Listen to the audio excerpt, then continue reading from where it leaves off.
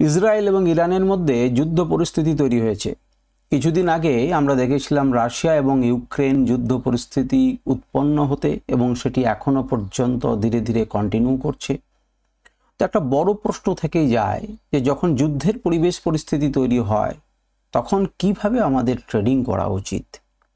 কোনো কোনো সময় নিজের দেশ অর্থাৎ ভারতবর্ষ কিছুদিন আগে পাকিস্তানের সঙ্গে একটি যুদ্ধের পরিস্থিতি তৈরি হয়েছিল এবং সেখানে কেমন করে ট্রেডিং করা উচিত ছিল আমাদের, সেসব নিয়ে অল্প বিস্তর আমরা আলোচনা করেছি।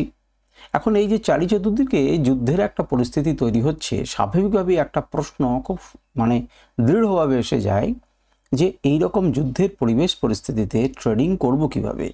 এই ট্রেডিং শব্দটির মধ্যে কিন্তু কেবল ট্রেডিং লুকিয়ে নেই, ইনভেস্টমেন্টও কিন্তু লুকিয়ে রয়েছে। অর্থাৎ বলতে চাইছি যে শেয়ার মার্কেটকে আমি কিভাবে ডিল করব এই রকম পরিবেশ পরিস্থিতিতে। এই সমগ্র বিষয় নিয়েই এই ভিডিওতে আমরা আলোচনা করব। আমরা সব দিকটাকেই আলোচনা করার চেষ্টা করব, যদিও ভিডিওটি বড় হবে আপনারা বুঝতেই পারছেন, কারণ আলোচনাটা খুব একটা ছোট হবে না, আলোচনা দীর্ঘ হবে এবং আপনাদেরকে আমি বোঝানোর চেষ্টা করব যে কিভাবে আমরা এই পরিস্থিতির মোকাবিলা করতে পারি। তো চলুন, ভিডিওটা যদি আপনাদের কাজে লাগে মনে হয় তাহলে আপনারা শুনুন, এবং হাতে যদি সময় থাকে তাহলে মন দিয়ে শুনুন। স্বাভাবিকভাবে কয়েকটা প্রশ্ন প্রথমে নিজেকে করবেন। এই যে ইসরায়েল এবং ইরানের ওয়ার পরিস্থিতি তৈরি হয়েছে, তা কি সত্যিকারের খুব সিরিয়াস না সিরিয়াস নয়?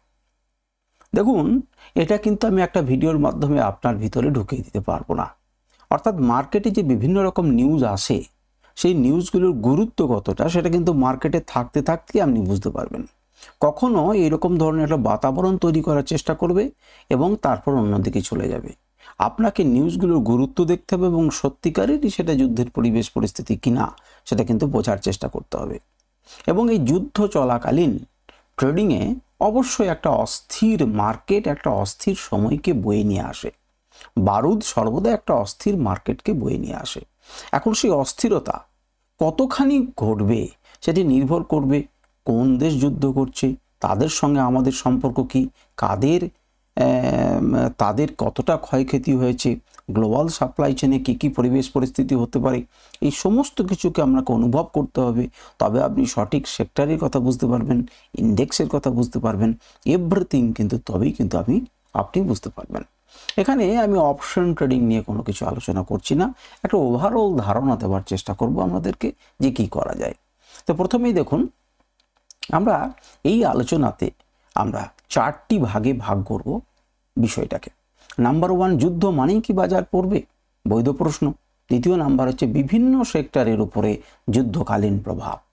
বিভিন্ন মেজর সেক্টরগুলোকে নিয়ে আমি আলোচনা করব। খুব ডিটেলে আমি স্টক সম্পর্কে আলোচনা করতে পারবো না, কিন্তু সেক্টরগুলো সম্পর্কে একটু জেনারেল সেক্টরগুলো সম্পর্কে একটা আপনাদেরকে ভিউ দেওয়ার চেষ্টা করব। তৃতীয় নাম্বার হচ্ছে যুদ্ধের সময় ট্রেডিংয়ের জন্য কী কী করণীয়। 10টা পয়েন্ট এখানে আলোচনা করা হবে যেগুলো আপনি ট্রেডিংয়ের সময় কিন্তু আপনার করা উচিত, এবং যেগুলোকে না জেনে আপনি ট্রেডিং করবেন না। আর 2022 সালে যে রাশিয়া ইউক্রেন যুদ্ধ হয়েছিল সেই সময় মার্কেটে কেমন প্রভাব পড়েছিল, যেখান থেকে রিসেন্ট যেহেতু আমরা একটা তুলনামূলক আলোচনা করতে পারবো এবং দেখব সেই সমস্ত প্যারামিটারগুলো এখন সেই একই রকমভাবে ঘটছে, অর্থাৎ তীব্রতাটা কেমন সেটাকে অনুভব করার চেষ্টা করব। তো দেখবেন আলোচনাটা আশা করি আপনাদের খুবই ভালো লাগবে এবং কাজে লাগবে। তো প্রথমেই যে বিষয়টাকে আপনাদেরকে আমি বলেছি সেটা হচ্ছে, দেখুন, এই সময়ে কিন্তু বিশেষ সতর্কতা এবং কৌশল অবলম্বন করা উচিত, কারণ এই সময়ে বাজারে উচ্চ মাত্রার কি থাকে, অনিশ্চয়তা এবং অস্থিরতা, ভোলাটিলিটি এই সময় প্রচুর দেখা যায় এবং অনিশ্চয়তা দেখা যায়। এই সময় একজন ভালো ট্রেডার, প্রো ট্রেডার প্রচুর পরিমাণ অর্থ কামাই করে নেয় এবং একজন সাধারণ ট্রেডার প্রচুর পরিমাণ অর্থ বাজারকে দিয়ে দেয়। আপনি যদি কোনো কিছুই বুঝতে না পারেন তাহলে বাজারে চুপ করে শান্ত হয়ে থাকুন, কোনো ট্রেডিং করবেন না, কোনো কেনাকাটা করবেন না যদি সিরিয়াস যুদ্ধ হয়। এখন আমি কিন্তু এই সময়ে যে সমস্ত সেক্টরগুলোর কথা বলবো তার মানে কিন্তু এখানে বলছি না যে সেই সেক্টরগুলোকে আপনারা কিনে নিন বা এই বাকি স্টকগুলোকে আপনারা বিক্রি করে দিন, তেমন কিন্তু নয়। কারণ আমি এখানে বিচার করতে বসিনি ইসরায়েল এবং ইরানের মধ্যে যুদ্ধটা কতটা গভীর, কতটা ব্যাপক, তার প্রভাব কতটা পড়বে এই নিয়ে কিন্তু আলোচনা করছি না। আলোচনা হচ্ছে যে যুদ্ধের মতো পরিস্থিতি যখন সৃষ্টি হয় তখন আমাদের কি করণীয় বা কেমনভাবে আমরা এগোবো, কোন কোন সেক্টরগুলোকে দেখব, কোন কোন প্যারামিটারগুলোকে দেখব, সেইগুলোকে নিয়ে আলোচনা করছি। তো চলুন প্রথমেই আমরা প্রথম বিষয়টাকে নিয়ে দেখি যে যুদ্ধ মানেই কি বাজার পড়বে। আচ্ছা, যতক্ষণ ধরে এই আলোচনা চলে ততক্ষণ পর্যন্ত আপনারা কেউ কেউ কমেন্ট একটু লিখুন তো 2022 সালে যে রাশিয়া ইউক্রেন যুদ্ধ হয়েছিল সেটা কত তারিখ শুরু হয়েছিল বা কত তারিখ নাগাদ একটা আভাস আমরা পেয়েছিলাম, যার ফলে মার্কেটটাকে সেই সময় দেখে আমি চেক করব। তো চলুন প্রথমে যুদ্ধ মানে কি বাজার পড়বে, প্রথম তো যুদ্ধ মানেই কিন্তু বাজার পড়বে তা কিন্তু নয়, কারণ যুদ্ধ একটা অত্যন্ত স্বাভাবিক ঘটনা। দেখুন, আমি স্বাভাবিক ঘটনাই বললাম কারণ বিভিন্ন প্রান্তে বিভিন্ন রকম টেনশন থাকবে। এটা একটা ভূ রাজনৈতিক ঘটনা যা বিভিন্ন ধরনের প্রভাব ফেলবে এবং এর প্রভাব বিভিন্ন জিনিসের উপর নির্ভর করছে। কোথায় যুদ্ধ হচ্ছে, যুদ্ধটা কোথায় হচ্ছে, যুদ্ধটা কি আমার নিজের দেশে হচ্ছে, নিজের দেশে হলে পরে আমরা কি স্ট্রং না প্রতিপক্ষ স্ট্রং, সেটা কিন্তু বোঝার চেষ্টা করতে হবে। যেমন এই ইস্যুটাকে নিয়ে, কাশ্মীরের ঘটনাটাকে নিয়ে যখন ভারতের সঙ্গে পাকিস্তানের একটা টেনশন বা একটা যুদ্ধের মতো পরিস্থিতি সৃষ্টি হলো এবং যুদ্ধই হলো, সেই সময়ে খুব গভীরতর না হলেও একটা যুদ্ধ হলো, তাতে আপনি কি ভারতবর্ষকে এগিয়ে রাখছিলেন না পাকিস্তানকে? ভারতবর্ষ এগিয়ে থাকছিল এবং ভারতবর্ষ যেহেতু এগিয়ে থাকছিল সুতরাং সেই সময়ে ভারতবর্ষের মার্কেটকে দেখুন, সে বলে দিয়েছে যে আমরা উঠে আছি, আমরা প্রভাবশালী, আমাদের কিচ্ছু যায় আসবে না, আমরা চটচট করে বেড়ে উঠেছি। উল্টো পক্ষে পাকিস্তানের একবার দেখুন নিচের দিকে তলানিতে তলিয়ে যাচ্ছিল এবং ওরা যখন আস্তে আস্তে বাউন্স ব্যাক করছিল সেখানকার মার্কেট, তখন আমরা বুঝলাম যে যুদ্ধ কিন্তু হয়তো এবারে থেমে যেতে পারে বা কিছুটা পজ নিতে পারে। আমি সেই আলোচনা সেদিনকার ভিডিওতে করেছিলাম, আপনারা অনেকেই দেখেছেন, অনেকেই দেখেননি, তবে দেখলে পরে সেক্ষেত্রে আপনাদেরই লাভ হতো। যুদ্ধ কোথায় হচ্ছে এটা কিন্তু ইম্পর্ট্যান্ট, ভারতের উপর তার সরাসরি প্রভাব আছে কিনা। এখন দেখুন, আপনাকে আমি যে শিক্ষা দিচ্ছি এই প্রশ্নগুলোকে যখন অন্য কোথাও যুদ্ধ হবে আপনি কিন্তু তার করবেন। যেমন মনে করুন ইসরায়েলের সঙ্গে ইরানের যুদ্ধ হচ্ছে, তাহলে ইসরায়েলের উপরেই বা আমাদের প্রভাব কি, ইরানের উপরেই বা আমাদের প্রভাব কি? তারা ডিস্টার্ব হলে আমাদের কি সম্পর্ক, তারা ডিস্টার্ব হলে আমাদের কি যায় আসে, তাদের সঙ্গে আমাদের কি সম্পর্ক আছে, ইরানের সঙ্গেই বা তাদের কি সম্পর্ক আছে। এই দুটি দেশকেই কিন্তু আমরা ভালো চোখে দেখি এবং আমাদের দুজনের সঙ্গেই কিন্তু ভালো সম্পর্ক মোটামুটিভাবে বজায় আছে এবং দুজনের কাছ থেকেই কিন্তু আমরা বিভিন্ন রকমভাবে সাহায্য নিয়ে থাকি এবং আমাদের সঙ্গে বিভিন্ন রকম কন্ট্রাক্ট রয়েছে। যদিও আমি সেই বিষয়টাকে নিয়ে আলোচনা করছি না যে সেখানে কি হচ্ছে, যেমন ইরানে আমাদের পোর্ট তৈরি করার কথা ছিল, ইসরায়েলের সঙ্গে আমাদের যুদ্ধের বিমান বা যুদ্ধের টেকনোলজি সম্পর্কে একটা আদান প্রদানের ব্যাপার রয়েছে, অনেক কিছু রয়েছে, আমি সেটা ডিটেলে যাচ্ছি না। যুদ্ধের কারণে কি কমোডিটি প্রাইস বাড়ছে? প্রশ্ন করুন নিজেকে এবং মার্কেটকে এবং দেখুন যে কমোডিটি প্রাইস বাড়ছে কিনা এবং গ্লোবাল সাপ্লাই চেইন ব্যাহত হচ্ছে কিনা সেটা দেখুন। এই যে মেন কথা হচ্ছে, গ্লোবাল সাপ্লাই চেইন যদি ব্যাহত হয় তাহলে কিন্তু অবশ্যই আমাদের উপরে প্রভাব পড়বে এবং বাকি দেশগুলোর উপরও প্রভাব পড়বে। তো এই সমস্ত কিছুকে বিচার করে তবে আমরা সিদ্ধান্ত নিতে পারি যে প্রভাব জটিল পড়বে, হালকা পড়বে, কতটা পড়বে, কেমন পড়বে। বিভিন্ন সেক্টরের উপর যুদ্ধকালীন প্রভাব, একটা জেনারেল ভিউ সেক্টরের উপরে কেমন প্রভাব পড়ে। আমি মাত্র 5টি সেক্টরকে নিয়ে আলোচনা করব। যেমন ডিফেন্স সেক্টরে কিন্তু সরাসরি উপকার হবে, অর্থাৎ ডিফেন্স সেক্টরের স্টকগুলো কিন্তু উপরের দিকে যাওয়ার সম্ভাবনা আছে যুদ্ধকালীন সময়ে। অয়েল অ্যান্ড গ্যাস, সেখানে কিন্তু দামে বাড়তি লাভ হওয়ার চান্স রয়েছে, কারণ এই সময়ে বিভিন্ন রকম দাম বেড়ে যায়, আপনারা জানেন, চাহিদা বেড়ে যায়, ইত্যাদি বেড়ে যায় এবং কিছুটা মিশ্র প্রতিক্রিয়াও থাকে এর ওপরে। মেটালের দামে কিন্তু একটা ভোলাটিলিটি থাকে, দুর্দান্ত ভোলাটিলিটি থাকে। সেই ভোলাটিলিটিটা কোনো সময় এবারে দেখতে হবে যে দেশের সঙ্গে আমাদের হচ্ছে তাদের সঙ্গে আমাদের কেমন টার্মস অ্যান্ড কন্ডিশন, কী জিনিস এক্সপোর্ট হয়, ইম্পোর্ট হয়, এই সমস্ত জিনিসগুলোকে বিচার করতে হবে। এফএমসিজি বা ফার্মা সেক্টরকে ইন জেনারেল ডিফেন্সিভ বলে ধরা হয়। যে দেখুন, যুদ্ধ হোক বা না হোক মানুষের বেসিক নিডস কিন্তু কমবে না, বেসিক নিডস কিন্তু বজায় থাকবে, হয়তো প্রয়োজন এখানে একটা কম, প্রয়োজনে কিছুটা বেশি, কিন্তু তাদের কিন্তু ডিফেন্সিভ বলে অনেকেই কিন্তু এই এফএমসিজি সেক্টরে যদি তাদের হোল্ডিংস থাকে তাহলে সেই হোল্ডিংটা কিন্তু তারা বজায় রাখে বা নতুন করে কেনাকাটি চেষ্টা করে। আইটি এবং ব্যাংকিং সেক্টরে কিন্তু যেহেতু গ্লোবাল রিস্ক থাকে, তার কারণে কিন্তু এই সেক্টরটা কিন্তু প্রেসারে পড়ে যায়, অর্থাৎ এই সেক্টরে কিন্তু ডাউন হওয়ার চান্স অত্যন্ত বেশি থাকে। আমি জেনারেল 5টা সেক্টর সম্পর্কে আপনাদের সঙ্গে আলোচনা করলাম। আরও ম্যাক্রো সেক্টর এবং ইন্ডাস্ট্রিকে নিয়ে আলোচনা করা যায়, যেহেতু আমি সেই বিষয়ে খুব ডিটেলে ঢুকছি না। কী করণীয়, কোন কোন সেক্টরগুলোকে দেখা উচিত, আমরা পরবর্তী সময়ে আরও ডিটেলে আলোচনা করব এই সি সেকশনে। যুদ্ধের সময় ট্রেডিংয়ের জন্য আপনি কি করবেন, আমি 10টা এখানে গুরুত্বপূর্ণ পয়েন্ট আলোচনা করেছি। আশা করি আপনারা মন দিয়ে শুনবেন এটা। দেখুন, কোন সেক্টরে আমাদের ইনভেস্ট করা উচিত সেরকম। যুদ্ধ মানেই কি? যুদ্ধ মানেই কিন্তু ভয়। এই যে প্রশ্নটা উঠছে যে এই সময় আমার কি করা উচিত, যুদ্ধ মানেই কিন্তু কি? যুদ্ধ মানেই কিন্তু ভয়।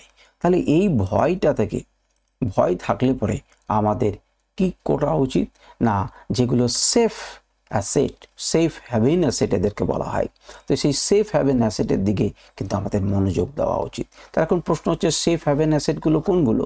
যেগুলো দুর্দান্ত সেফ, তাদের মধ্যে রয়েছে gold, silver, USD and bonds. এইগুলোর দিকে কিন্তু আমাদের কিন্তু এবার নজর দেওয়ার সময় আছে যুদ্ধের সময়। যুদ্ধের সময় গোল্ড কিন্তু একটি গুরুত্বপূর্ণ ভূমিকা পালন করে। এই সময় কি আছে না, বড় বড় প্লেয়ার যারা, তারা স্টক থেকে বেরিয়ে এসে গোল্ড, সিলভার, ইউএসডি, বন্ডসের দিকে কিন্তু তারা ইনভেস্ট করে নেয়। অর্থাৎ মার্কেটে যখন ভয় থাকবে তখন কিন্তু গোল্ড বাড়বে, গোল্ড বাড়লে পরে মার্কেট কিন্তু কমবে। অর্থাৎ গোল্ড কেন টাকা লাগায় না, টাকাটা তো ফালতু তারা ফেলে রাখবেন না, টাকাটাকে ইউজ করে দেন কোনো একটা সিকিউরিটি আছে এমন কোনো স্টকে বা ইনস্ট্রুমেন্টে। এখানে স্টক বলতে আমি ওই স্টকের কথা বলছি না, ইনস্ট্রুমেন্টে ইনভেস্ট করে দিচ্ছেন, সেটা হচ্ছে গোল্ড। ধাতুতে ইনভেস্ট করে দিচ্ছেন, সিলভার ইনভেস্ট করছে, ইউএসডিতে ইনভেস্ট করছে, বন্ডসের দিকে ঝুঁকছে, যেখানে গ্যারান্টি নিশ্চিত রিটার্ন কিছু পাওয়া যাবে এবং সেফ থাকবে গোল্ডের দাম। তখন কিন্তু এই স্টকগুলো মানে এই ইনস্ট্রুমেন্টগুলোর উপরে নজর রাখতে পারেন। এবং কিছুটা পয়েন্ট আমি যেটা দেওয়া হচ্ছে যে এক্সএইউ ইউএসডি, ইউএসডি আইএনআর এবং ইউএসডি ইন্ডেক্সের উপরে কিন্তু এই সময় আপনাদের প্রত্যেকের নজর রাখা উচিত যে কি কি করছে না করছে। আপনারা এর নিয়ে পড়াশুনো করুন, সার্চ করুন, দেখুন, বুঝুন এবং নিজেরা সিদ্ধান্ত নেবার চেষ্টা করুন। আমি কয়েকটা জায়গাকে উল্লেখ করার চেষ্টা করলাম। ডিফেন্সিভ সেক্টরকে আপনারা চিহ্নিত করুন, যে ডিফেন্সিভ সেক্টর, যে সেক্টরগুলোকে আপনাদের এই সময়ে অন্তত পক্ষে আপনাকে রক্ষা করবে, একবারে তলিয়ে যাবে না, এই মার্কেটের এই সিচুয়েশনের সঙ্গে তারা ডিফেন্স করতে পারবে, অন্তত পক্ষে রক্ষণাত্মক ভঙ্গিতে চলবে। তাদের মধ্যে একটা হচ্ছে ডিফেন্স স্টক, খুব পড়ে যাবে না, ওঠার চান্স রয়েছে। এনার্জি কোম্পানিজগুলোর উপরে এবং অয়েল অ্যান্ড গ্যাস সেক্টরের উপরে কিন্তু আপনাকে এই সময়, অনেক সময় জেনারেলি দেখা গেছে এই সমস্ত সেক্টরগুলো কি করে না, ভালো কাজ করে, অর্থাৎ এরা আপনাদেরকে ভালো রিটার্ন দেওয়ার চান্স দেয়। তাহলে দুটো জিনিস শিখলাম। তৃতীয় নাম্বার, স্টপ লস সবসময় ব্যবহার করবেন। যখন আপনি ট্রেডিং করছেন, কোন সেক্টরে ট্রেডিং করছেন, আপনার যুদ্ধের সময় ইন্টারডে, আপনি কিন্তু প্রত্যেকটা নিউজকে হয়তো নজর রাখতে পারছেন না। একটি ক্ষণিক নিউজ গোটা মার্কেটকে কিন্তু হুড়ুর করে নিচে নামিয়ে দেবে। তখন যদি আপনার স্টপ লস না থাকে, তাহলে আপনি এত বিপদের মুখে পড়বেন যে আপনি কল্পনাও করতে পারবেন না। সুতরাং আপনার যদি বিপরীত দিকে ভিউ থাকে, আবার একটা পজিটিভ নিউজ কিন্তু মার্কেটকে হুড়ুর করে ওপর দিকে নিয়ে চলে যাবে।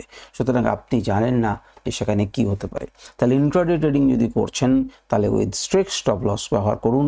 যে কোনো মুহূর্তে একটা ফল আসবে কোনো কারণ ছাড়াই, আপনার মনে হচ্ছে, কিন্তু সেখানে একটা কারণ আছে এবং সেই কারণটা যখন আপনি খুঁজে পাবেন, যখন আপনার কাছে সেই নিউজটা এসে পৌঁছাবে, ততক্ষণ কিন্তু অনেকখানি দেরি হয়ে গেছে, অনেক দূর মার্কেট চলে এসেছে। সুতরাং আপনাদের স্টপ লস ব্যবহার করবেন, আমি বারবার বলছি, এবং রিস্ক ম্যানেজমেন্ট এই সময় কিন্তু মেনে চলা বাধ্যতামূলক, অবশ্যই আপনি মেনে চলবেন।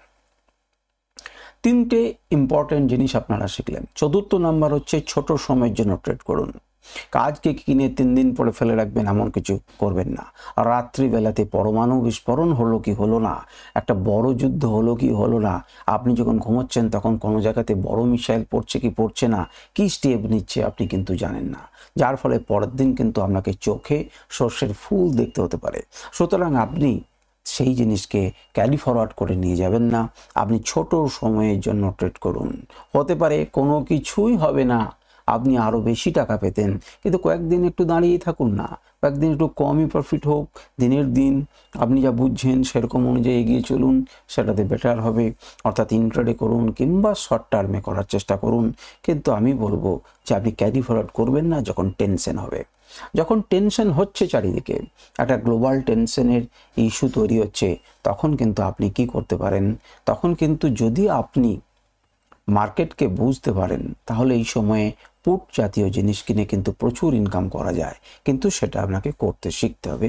আমি সে বিষয়ে এখানে আলোচনা করছি না, অন্য কোনো বিষয়ে অন্য কোনো দিন আপনাদের যদি আগ্রহ থাকে তাহলে অপশন ট্রেডিং অ্যান্ড ওভার কেমন করা উচিত এই নিয়ে কিন্তু আমি আলোচনা করতে পারি।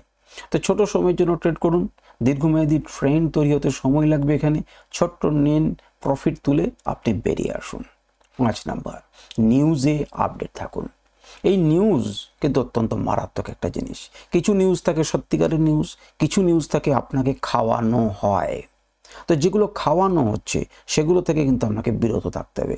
অর্থাৎ নিউজের অথেন্টিসিটি কতটা, সেটার কতটা উপযুক্ত সেটা কিন্তু আপনাকে বুঝতে হবে, সেটা ফেক নিউজ কি ফেক নিউজ নয়। সেজন্য আমি এখানে লিখে রেখেছি যে যুদ্ধ সংক্রান্ত প্রত্যেকটি বড় খবর বাজারকে কিন্তু নাড়িয়ে দিতে পারে। তাই যুদ্ধ সংক্রান্ত বেকিং নিউজ দ্রুত রিয়াক্ট করুন। আপনি যদি অথেন্টিক নিউজ পান তাহলে দ্রুত রিয়াক্ট করুন, তাহলে আপনার কিন্তু প্রফিট আসতে পারে। কোনো রকম ফেক নিউজের ফাঁদে পা দেবেন না। এখন প্রশ্ন উঠবে যে আমি ফেক নিউজ কিনা বুঝবো কিনা। এইটা একটি ভালো আপনি চ্যানেলকে ফলো করছেন, ভালো মিডিয়ামকে ফলো করছেন, এটাই কিন্তু যথেষ্ট নয়।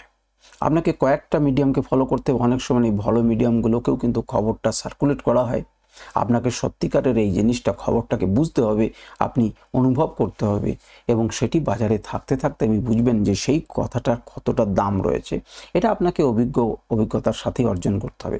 তবে ইন জেনারেল আপনি বেশ কিছু ভালো যেটা চ্যানেল, যেমন মনে করুন রয়টার্সের খবর দেখলেন, ব্লুমবার্গ দেখলেন, আমি এখানে কোনোটাকে প্রমোট করতে বলছি না, ভালো ভালো কিছু জিনিস, মানি কন্ট্রোল দেখলেন, এবং তার সঙ্গে আশেপাশের কিছু খবরের চ্যানেল দেখলেন, তো সেইগুলো যদি একই সুরে একই রকম কথা বলতে পারে তাহলে পরে আপনি কিন্তু কি করতে পারেন, সেটাকে প্লে করতে পারেন।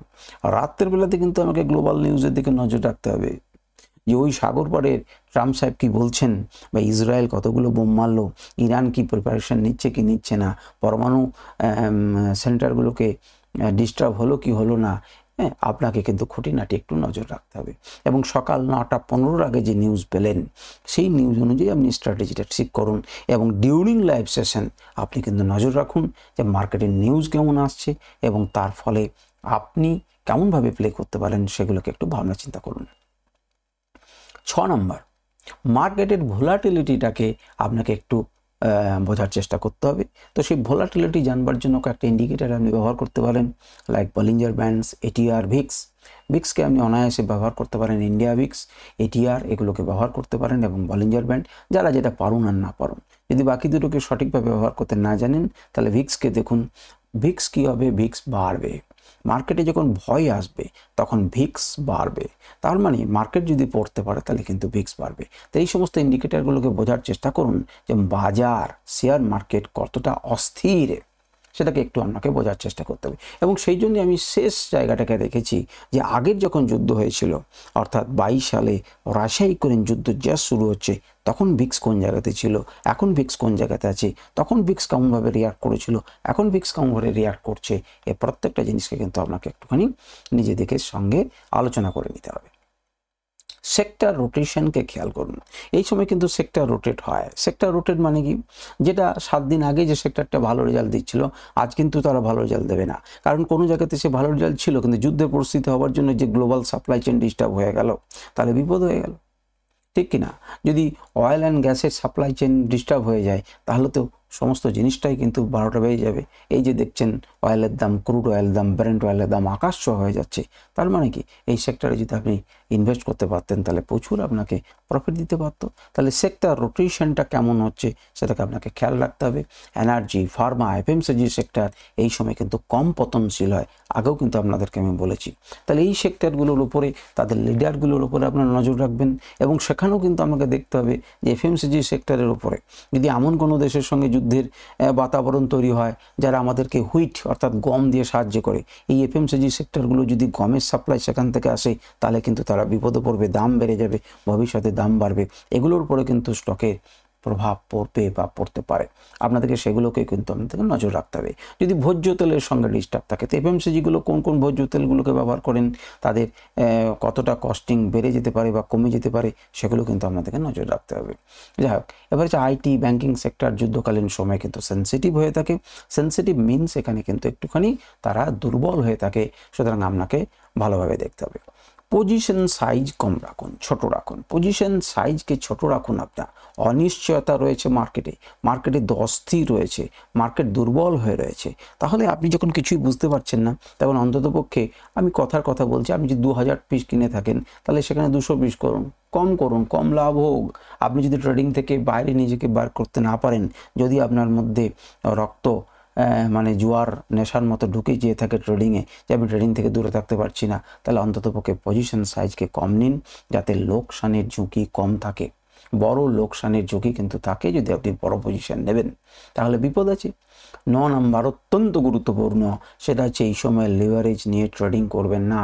নো লিভারেজ ট্রেডিং, মার্জিন বা লিভারেজ ট্রেডিং নিয়ে ট্রেড করলে পরে এখানে কিন্তু আপনি স্টপ আউট হয়ে যেয়ে পুরো ক্যাপিটাল হারানোর সম্ভাবনা থেকে যায়। বহু লোককে দেখেছি তারা হারিয়ে গেছেন। সুতরাং আপনাকেই সতর্ক থাকতে হবে। হতে পারে কিছুই হবে না, তখন কিন্তু আপনার মনে হয় বেশ, আমি যদি ব্যবহার করতাম তাহলে অনেক টাকা ইনকাম করতে পারতাম। কিন্তু এটা ভেবে দেখবেন যে আপনি সতর্কতার জন্য স্টেপটা নিয়েছেন এবং সেটা আপনার হিতেই হয়েছে, এমন নয় যে সেটা আপনি তার বিপরীতে গিয়ে কাজ করেছেন, যেটা উচিত সেটাই করেছেন। সুতরাং লিভারেজ নিয়ে এই সময় ট্রেড করতে যাবেন না।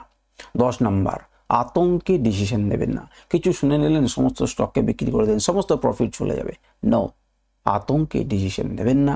যুদ্ধ মানেই কিন্তু সব শেয়ার পড়ে যাবে তা কিন্তু নয়। কিছু স্টক উল্টে বাড়তেও পারে, সেই কারা বাড়ছে, কাদের চার্ট প্যাটার্ন কী তৈরি হচ্ছে, কাদের উপরে কী প্রভাব, আপনাদেরকে ধীরে ধীরে সেটা বোঝাতে হবে। যেহেতু স্টক নিয়ে আলোচনা করা সম্ভব নয়, সুতরাং আমি স্টক নিয়ে আলোচনা করতে পারছি না। এরপরে আমরা শেষ অংশে পৌঁছেছি, কিন্তু একটা গুরুত্বপূর্ণ অংশে পৌঁছেছি। এখানে আমরা এবার চার্টগুলোকে দেখব। দেখুন, আপনাদেরকে আমি কমেন্ট করতে বলেছিলাম, আমি জানি না আপনারা কমেন্ট করেছেন কিনা। 24শে ফেব্রুয়ারি 2022 সালে কিন্তু ভালো যুদ্ধটা অফিসিয়ালি ডিক্লেয়ার্ড হয়েছিল। এবং সেই সময়ে আপনারা যে চার্টে দেখুন ভিক্সকে, সেই সময় চার্টে দেখুন নিফটির চার্টকে, সেই সময় ব্রেন্ট ক্রুড অয়েলকে দেখুন, সেই সময় গোল্ডকে দেখুন, সেই সময় ডিফেন্স স্টকগুলোকে দেখুন এবং সেই সময় ব্যাংক নিফটিকে দেখুন। এই বিষয়গুলোকে আপনারা একটু চেক করুন এবং এটা চেক করার জন্য আমরা চেক করব, প্রত্যেকটাকে চাকরি করব, চার্টে দেবো। কিন্তু তার আগে একটা নির্যাসটা বলে নিয়ে আমরা চার্টে যাব। সেটা হচ্ছে যুদ্ধের সময় যদি আপনি ট্রেডিং করেন তাহলে অত্যন্ত সচেতন থেকে সংবাদের গতি, এই শব্দটির উপরে জোর দেবেন এবং বোঝার চেষ্টা করবেন। সংবাদের গতি এবং সত্যতা বুঝে সঠিক রিস্ক ম্যানেজমেন্ট দিয়ে নির্দিষ্ট সেক্টরের উপরে ফোকাস রেখে ট্রেড করা উচিত। এই কথাটিকে মনে রাখবেন এবং বোঝার চেষ্টা করবেন। এবারে চলুন আমরা একটু চার্টে দেখব যে চার্টের ফলটা কি হয়েছে। অর্থাৎ প্রথমেই আমরা যেটা দেখব সেটা হচ্ছে ভিক্সকে দেখব, যে ভিক্স আমাদের কি বলছে। ভিক্স আমাদের কি বলছে আমরা চার্টে দেখি, চলুন। সেটা হচ্ছে কতই, 24শে ফেব্রুয়ারি। তাহলে আমরা কি করলাম, আমরা চলে গেলাম গো টু 24শে ফেব্রুয়ারি 2022 সাল প্রথম এলাম, তারপর ফেব্রুয়ারি মাস এবং 24শে ফেব্রুয়ারিতে আমরা ডিনোট করছি কোন জায়গাতে আসছে দেখি। এইটা হচ্ছে 24শে ফেব্রুয়ারি 2022। তাহলে আপনারা দেখতে পাচ্ছেন 24শে ফেব্রুয়ারি 2022-এ কি ঘটনা ঘটেছিল। একটুখানি অপেক্ষা করুন, আমি আপনাদেরকে দেখাবো।